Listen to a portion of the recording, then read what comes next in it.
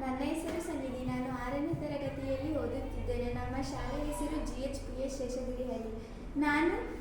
ನನ್ನ ಯೋಜನೆ ಭಾಗಾಕಾರದ ಯಂತ್ರ. ಇದರಲ್ಲಿ ಪ್ರಶ್ನೆ ಬಂದ್ಬಿಟ್ಟು 15/2. ಈಗ ನಾನು ಇಲ್ಲಿ 15 ಇರೋದ್ರಿಂದ ನಾನು 15 ಸ್ಟಿಕ್ಸ್ನು ಇಲ್ಲಿ ಇಡ್ತಾ ಬರ್ತೀನಿ.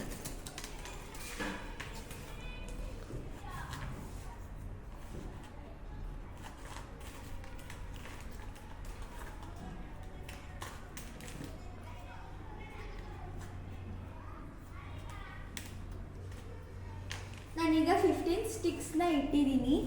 ಇಲ್ಲಿ 2 ಇರೋದ್ರಿಂದ ನಾನು ಎರಡೆರಡನ್ನೇ ತೆಗಿತಾ ಬಂದ್ಬಿಟ್ಟು ಲೋಟಕ್ಕೆ ಹಾಕ್ತೀನಿ. ಎರಡೆರಡು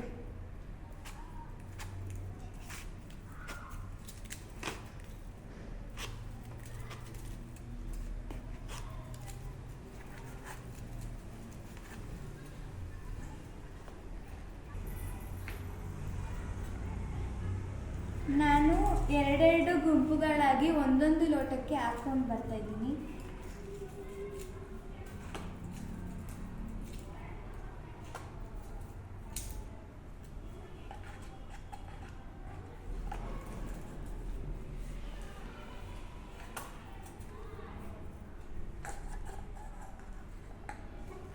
ನಾನು ಈಗ 7 ಲೋಟಕ್ಕೆ ಸ್ಟಿಕ್ಸ್ನ ಹಾಕಿದ್ದೀನಿ. ಹಾಗಾಗಿ ಈ ಪ್ರಶ್ನೆಯ ಭಾಗಲಬ್ಧ 7.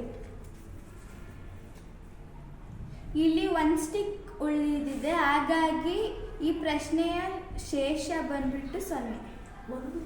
1. Thank you.